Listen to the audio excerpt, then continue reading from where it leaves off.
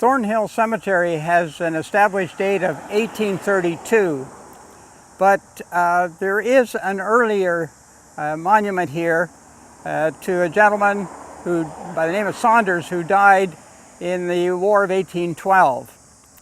But it wasn't until 1862, just before Confederation, that a group of the local people decided that they wanted a community burying ground. And so they purchased 2 acres of land, and in order to purchase it, they sold plots, groups of plots, to families, and established a kind of a company affair which managed the cemetery. And then in 1950, they actually established a group who would act as trustees for the cemetery. And this continued until 2010, until that group of trustees said, we're too old, and requested that the city of Markham take over ownership and management of the cemetery.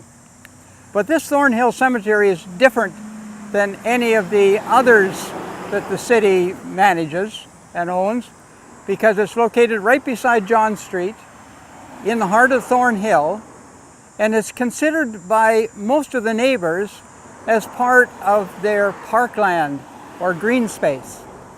There is a paved roadway right down through the center, and people come daily, walk their dog, or just walk for exercise or run, and it really goes on all during the year. But let's have a look at some of the other interesting things here in the Thornhill Cemetery.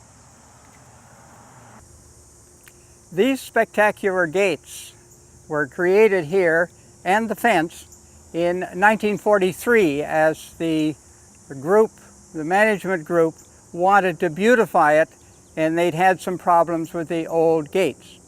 Now, there's actually a sign that has been put here beside these gates, erected by the Society for the Preservation of Historic Thornhill.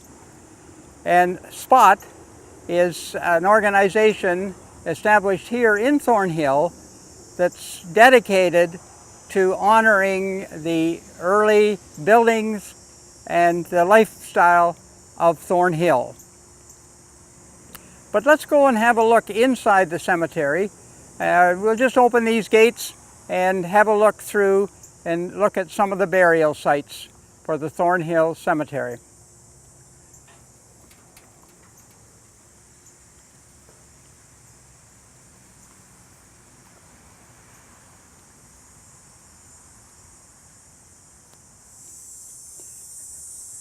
This cemetery has a wide range of ethnic backgrounds to it, even though it is a community cemetery. Here, for example, the Quants, Melchior Quants was one of the Bursey settlers, and we're at Quantstown Cemetery, but here is the Quants name again in the Thornhill Cemetery.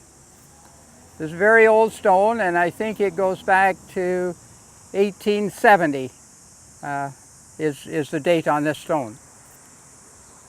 The ethnic diversity that's in here, you'll notice that there are a wide variety of monuments. As you look around, there are some big ones, some small ones, the marble ones, and as well as a huge number of trees.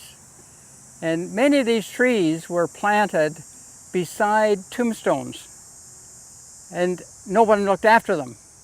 So they have grown up, and in a way, they create a very luscious grounds, but they do create problems in seeing some of the monuments today.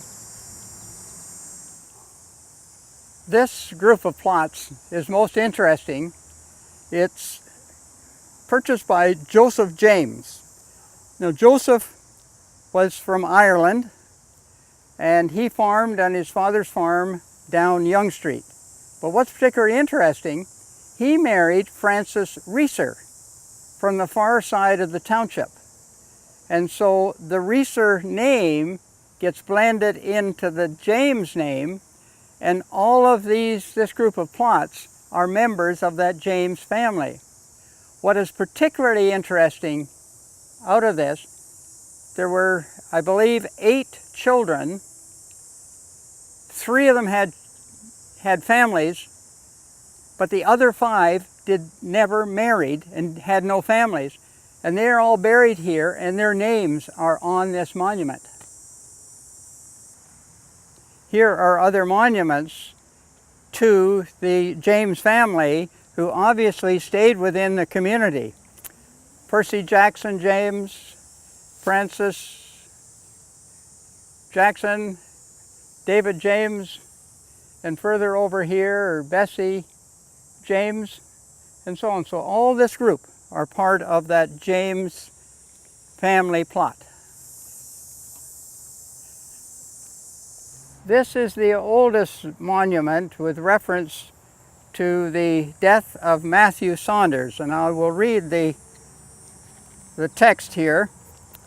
It's very difficult to read, so I'll read it from the transcription.